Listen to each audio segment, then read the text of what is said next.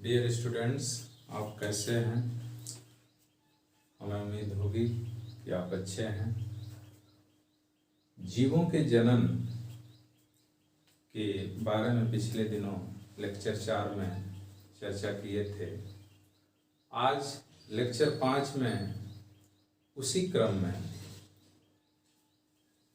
युग्मक स्थानांतरण, gametic transfer, यानी युग्मक का स्थानांतरण कैसे होता है और किस तरह से संलयन होता है, यानी निषेचन की प्रक्रिया होती है और निषेचन के बाद जाइगोट का फॉर्मेशन कैसे होता है, जाइगोट के बाद डेवलपमेंट कैसे होता है। ठीक है, तो सबसे पहले युग्मक का स्थानांतरण को आप समझेंगे एक उदाहरण से। जैसे आप मनुष्य में ही ले लीजिए, मनुष्य के अंदर युग्मक का स्थानांतरण, पुरुष और स्त्री दोनों की बात करते हैं तो आपको मालूम है कि दोनों में गुणसूत्रों की संख्या 46 होती है। ठीक है, अब जब गैमेट बनेगा, युग्मक बनेगा, तो नर में नर युग्मक बनेगी और मादा में मादा युग्मक बनेगी। नर युग्मक में 23 गुणसूत्र वाला, ठीक है, ये सपोज करिए स्पर्म है ना, ये गुणसूत्र की संख्या इनमें 23 होगी और इसमें भी 23 होगी, यानी नंबर 7 क्रोमोसोम हाफ हैप्लॉइड होगा। ठीक है, यही सिचुएशन आपका इस मादा में भी होगा और यहाँ पे 2 मादा युग्मक बनेंगे जिनमें की गुणसूत्रों की संख्या 23 यानी आधी होगी। कितनी होगी? आधी होगी। इसको हम यंग भी बोलते हैं, हैप्लॉइड कंडीशन होती है, हैप्लॉइड है ना, दोनों में हैप्लॉइड होता है। तो ये युग्मक, इसको हम क्या बोलते हैं? युग्मक। ये युग्मक हैं और इन युग्मकों के संलयन से, निषेचन से, सपोज करिए कि ये जो आपका एक युग्मक है, दूसरा युग्मक मादा युग्मक, नर युग्मक, इनका निषेचन हुआ। क्या हुआ? निषेचन, फर्टिलाइजेशन, फर्टिलाइजेशन। निषेचन का तात्पर्य क्या होता है कि नर युग्मक और मादा युग्मक के आपस में संलयन की प्रक्रिया को ही निषेचन कहते हैं। नर युग्मक और मादा युग्मक के आपस में संलयन की प्रक्रिया को ही क्या कहते हैं? निषेचन कहते हैं। जब निषेचन होता है तो इसके बाद जाइगोट का निर्माण होगा। ये आपका बन जाएगा जाइगोट। ठीक है, इसको हम बोलेंगे युग्मनज। क्या बोलेंगे? युग्मनज, जाइगोट। ठीक है, ये युग्मनज हो गया। अब इस युग्मनज में विभाजन होगा और फिर जो है उससे एम्ब्रियो बनेगा, भ्रूण बनेगा और नई संतति की उत्पत्ति होगी। तो बात करते हैं कि युग्मक स्थानांतरण, गैमेटिक ट्रांसफर क्या होता है, यानी नर युग्मक और मादा युग्मक के बनने के बाद वो किस तरह से स्थानांतरित होते हैं।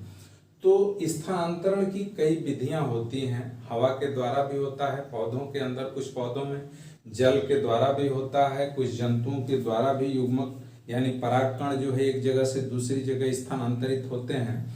तो इस तरह से जो नर युग्मक होते हैं और मादा युग्मक होते हैं वो संलयित होकर के जाइगोट यानी युग्मनज का निर्माण करते हैं। इसके अलावा अगर कहा जाए तो बहुत से ऐसे जंतु होते हैं या ऐसे पौधे होते हैं जिनमें कि नर युग्मक जो होते हैं, अधिकांशतः नर युग्मक चलनशील होते हैं। नर युग्मक क्या होते हैं?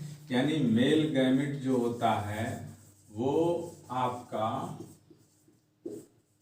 मोटाइल होता है, मोटाइल है ना, और मादा गैमेट जो होता है, ये मादा गैमेट ये आपका नॉन मोटाइल होता है अधिकांश के अंदर। शैवाल और कवक में अधिकांशतः जो है वो नर युग्मक मोटाइल होते हैं, है ना। यानी वो चलनशील होते हैं, एक जगह से दूसरे जगह जा सकते हैं और जा करके निषेचन की प्रक्रिया में भाग लेते हैं। तो इस तरह से शैवाल और कवक के अंदर ये मोटाइल और नॉन मोटाइल की कंडीशन आपको हमने बताया। जंतुओं में भी होता है ना। तो मोटाइल और नॉन मोटाइल की जो कंडीशन होती है यानी चलनशील, अब देखिए नर युग्मक की संख्या जो है अधिक बनती है मादा युग्मक की संख्या के अपेक्षा। नर युग्मक चूंकि माध्यम से पहुंचना होता है तो उनकी संख्या अधिक होती है, वो परागकण जो है वो उचित स्थान पर समय अनुसार पहुंच नहीं पाते हैं, तो इसलिए नर युग्मक की संख्या जो होती है वो अधिक बनती है मादा युग्मक की अपेक्षा। नर युग्मक पहुंच भी नहीं पाते हैं, तो पहुंच नहीं पाते हैं तो नष्ट हो जाते हैं। कुछ ही नर युग्मक जो है अंततः पहुंच करके और संलयित होते हैं। जैसे पौधों के अंदर भांग है, धतूरा है, ये एक लिंगी पौधा होता है और एक लिंगी पौधे के वजह से जो है इसमें मेल गैमेट फीमेल गैमेट अलग अलग पौधे पे बनते हैं और नर युग्मक जो होते हैं उनकी संख्या अधिक बनती है। अर्थात कहा जाता है कि भांग और धतूरा के अंदर 5 लाख नर युग्मक बनते हैं और वो वायु के द्वारा परागित होते हैं, यानी परागण की क्रिया होती है जो वायु के द्वारा होती है और वह सभी के सभी सकुशल नहीं रह पाते हैं, नष्ट हो जाते हैं, इसलिए उनकी संख्या जो होती है वो अधिक बनती है। तो इस तरह से एक लिंगी पौधों के अंदर ये प्रक्रिया पाई जाती है। ठीक है, अब हम बात करते हैं निषेचन क्या होता है। निषेचन को आप कैसे परिभाषित करेंगे ये आप देखेंगे। निषेचन फर्टिलाइजेशन, और फर्टिलाइजेशन कितने तरह का होता है। निषेचन, फर्टिलाइजेशन,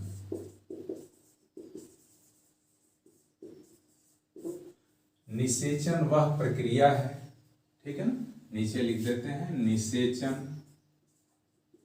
निषेचन वह प्रक्रिया है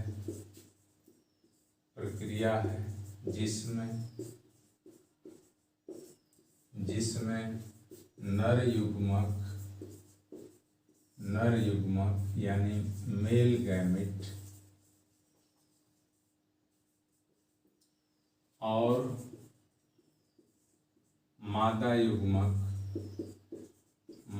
युग्मक फीमेल गैमेट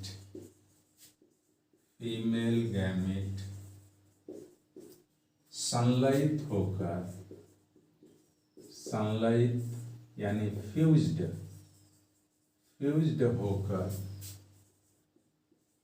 होकर ठीक है, फ्यूज्ड होकर युग्मनज अर्थात जाइगोट का निर्माण करते हैं।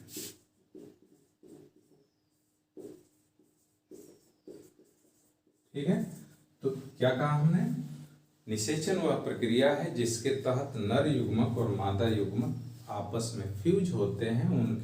उनके जो क्रोमोसोम्स होते हैं जो हैप्लॉइड कंडीशन में होते हैं वो आकर के एक दूसरे के साथ संलयित होते हैं और फिर वो हैप्लॉइड कंडीशन जब मिलती है तो डिप्लॉइड यानी द्विगुणित जाइगोट का निर्माण करते हैं। इस जाइगोट का विकास होता है और फिर भ्रूण बनता है, भ्रूण से नई संतति की उत्पत्ति होती है।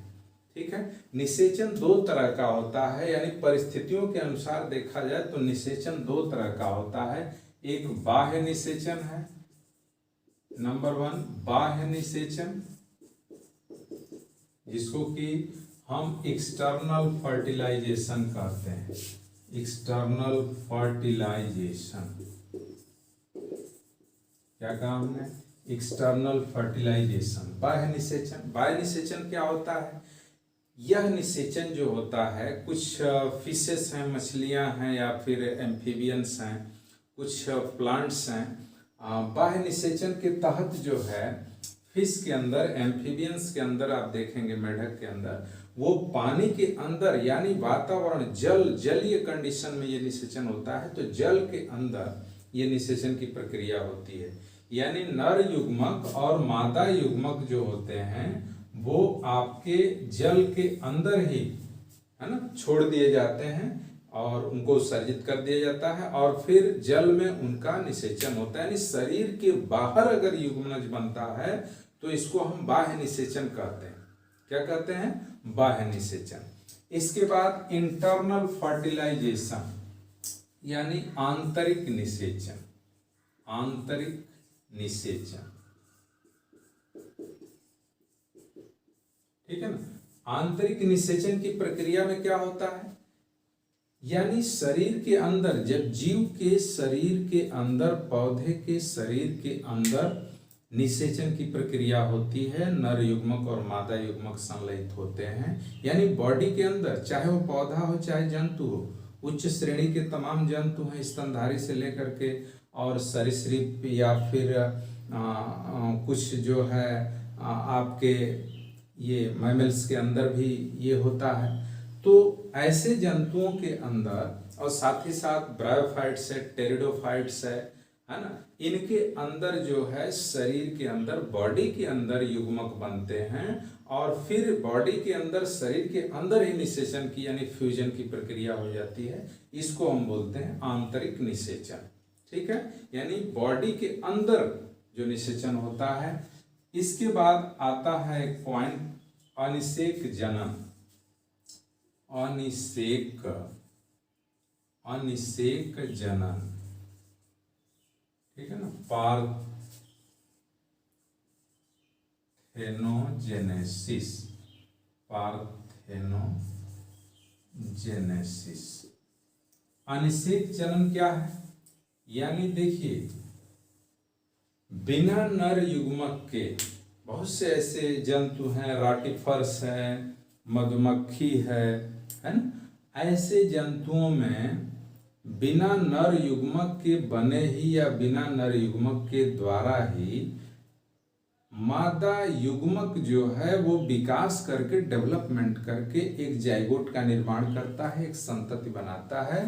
तो इसको हम कहते हैं पार्थेनोजेनेसिस। मधुमक्खी में आप ले लीजिए, नर युग्मक की आवश्यकता नहीं होती है, मादा जो युग्मक होता है वही विकास करके अनिषेक जनन के परिणाम स्वरूप वह एक नए मधुमक्खी को जन्म दे देता है, या राटिफर्स के अंदर होता है। तो इस तरह से ये अनिषेक जनन की प्रक्रिया होती है। तो ये तो रहा निषेचन के पूर्व की जो घटनाएं हैं। अब जाइगोट बन गया है, जाइगोट के बनने के बाद जो घटनाएं, जो इवेंट्स होती हैं उसके बारे में चर्चा करेंगे। तो सबसे पहले हम बात करेंगे जो जाइगोट बना है निषेचन के बाद, जो जाइगोट का फॉर्मेशन या युग्मनज का फॉर्मेशन हुआ है उस पर चर्चा करेंगे। चूंकि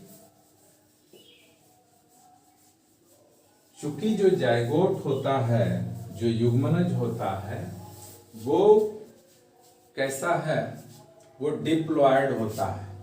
युग्मनज जो होता है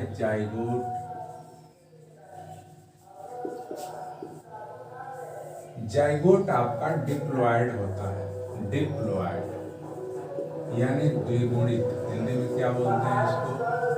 द्विगुणित, यानी नंबर्स ऑफ क्रोमोसोम 2n। ये द्विगुणित अवस्था हो गई। इस द्विगुणित अवस्था में सपोज करिए ये जाइगोट है ना, ये 2n की कंडीशन है, जाइगोट बन गया। इस जाइगोट में विभाजन होगा, समसूत्री विभाजन होगा। यह जाइगोट विभाजित होकर के 1 से 2 कोशिका में बटेगा, 2 से 4 में बटेगा, 4 से 8, 16, 32, 64, इस तरह से माइटोटिकली यह डिवाइड होगा और डिवाइड हो करके फिर ऊतक बनाएगा, कोशिकाओं का समूह बनाएगा, ऊतक बनाएगा और इसके बाद अंग बनाएगा और फिर एक संरचना जो है वो निर्मित हो जाएगी। जैसे ये सपोज करिए कि ये भ्रूण है और इस भ्रूण से छोटे से शिशु का निर्माण होगा। ठीक है, तो ये भ्रूण, जाइगोट विभाजन हुआ, फिर भ्रूण बना और फिर एक छोटा सा शिशु उत्पन्न होता है। ठीक है, तो इस तरह से जाइगोट में डिवीजन के बाद, है ना, डिवीजन के बाद संतति की उत्पत्ति होती है। किसकी उत्पत्ति होती है? संतति की उत्पत्ति होती है। अब हम बात करेंगे कि जाइगोट बनने के बाद जब विभाजन हो जाता है, पूर्ण अवस्था आ जाती है, विभाजन होने के बाद फिर नए संतति की उत्पत्ति होती है। तो इसके बाद कह रहा है कि भ्रूण का विकास कैसे होता है, फिर भ्रूण कैसे बनता है, यानी एम्ब्रियो, डेवलपमेंट ऑफ एम्ब्रायोजेनेसिस, है ना, डेवलपमेंट ऑफ एम्ब्रायोजेनेसिस, यानी भ्रूण का विकास कैसे होता है, पौधों के अंदर हो या जंतुओं के अंदर हो, वो एम्ब्रियो का विकास होता है ना। तो हम सबसे पहले बात करेंगे कि जितने भी अंडे देने वाले जंतुओं में ले लीजिए, जितने भी अंडे देने वाले जंतु होते हैं, अंड प्रजनक होते हैं, तो अंडा देने के बाद जो है अंडा उनके शरीर से बाहर आ जाता है और एक कैल्शियम युक्त खोल में वो अंडे बंद होते हैं। जैसे आपकी रेप्टाइल्स को ले लीजिए, छिपकली है, सर्प है, ये अंडे देते हैं। तो कुछ तो जंतु ओविपेरस होते हैं, कुछ विविपेरस होते हैं, कुछ अंडे देने वाले जंतु होते हैं, कुछ बच्चा पैदा करने वाले जंतु होते हैं। तो अंडे देने वाले जंतुओं के शरीर से अंडा बाहर आता है और उस अंडे के चारों तरफ कैल्शियम का खोल होता है। वो कैल्शियम की खोल उसको चारों तरफ से सुरक्षा प्रदान करती है। जैसे ही अनुकूल या फेवरेबल कंडीशन आता है, उस अंडे की कवच यानी बाहरी कैल्शियम युक्त जो खोल होती है उसको तोड़ करके और छोटा सा शिशु, नन्हा सा शिशु जो है वो बाहर आता है। पौधों के केस में हम देखते हैं तो पौधों में क्या होता है, परागण यानी परागकण बनता है और फिर वो परागकण जो होता है स्त्री केसर पे पहुंचता है ना, किस पे पहुंचता है, स्त्री केसर, और जा करके वहां पे निषेचन की क्रिया होती है। आवृत्त बीजी पौधों में आप देखेंगे, जैसे एंजियोस्पर्म में आप सरसों का ही पौधा ले लीजिए, तो सरसों के पौधे के अंदर आप ये देखिए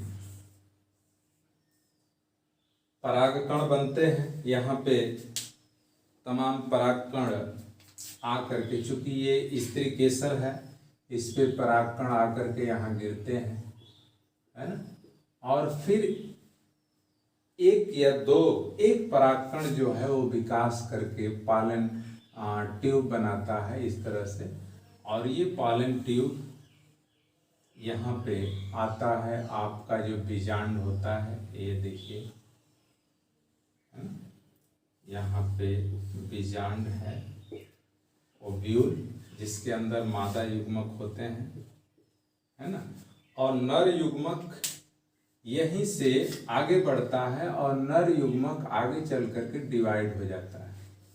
ठीक है ना, तो यहाँ पे दो नर युग्मक बन करके आगे आते हैं परागनली के, और फिर यहाँ निषेचन की प्रक्रिया होती है। निषेचन के बाद जो है फिर इससे आपका विकास होगा, तो निषेचन के बाद जो जाइगोट बनता है वो भ्रूण में तब्दील होगा और फिर जो है इससे बीज और फल का निर्माण होता है।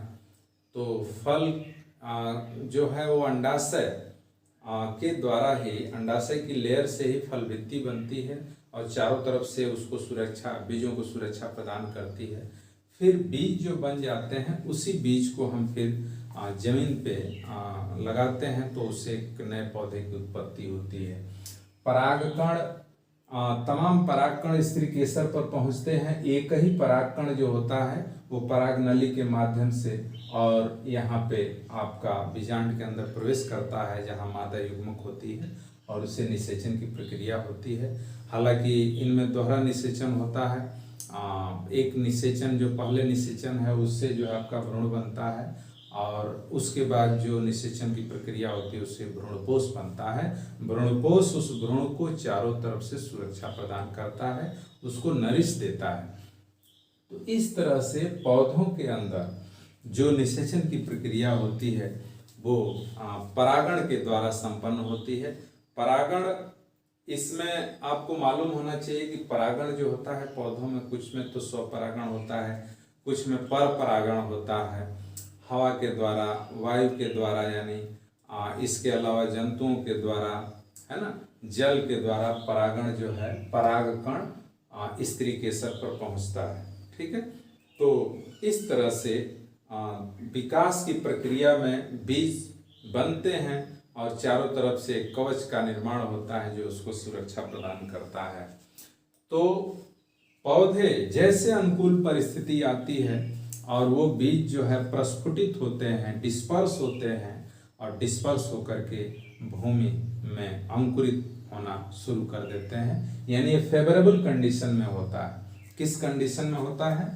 फेवरेबल कंडीशन, अनुकूल परिस्थिति आने के बाद ये अनुकूल परिस्थिति आती है, ठीक है ना, अनुकूल परिस्थिति में फेवरेबल कंडीशन जिसको कहते हैं फेवरेबल कंडीशन। ठीक है, तो इस तरह से हमने आपको आज लेक्चर 5 में जीवों में जन्म के तहत गैमेट फॉर्मेशन, गैमेट का ट्रांसफर कैसे होता है, और फिर आगे जाइगोट बनता है, जाइगोट में विभाजन होता है, और विभाजन की प्रक्रिया के बाद किस तरह से डेवलपमेंट होता है, एक नए पौधे, एक नए जंतु का निर्माण होता है, इसके बारे में हमने चर्चा किया। आज बस इतना ही। आगे फिर कल जो है दूसरे टॉपिक को लेकर के आएंगे जो बहुत बहुत महत्वपूर्ण टॉपिक होगा। हमें उम्मीद है कि आप इसे लाइक करेंगे, शेयर करेंगे और सब्सक्राइब करेंगे। Thanks for all.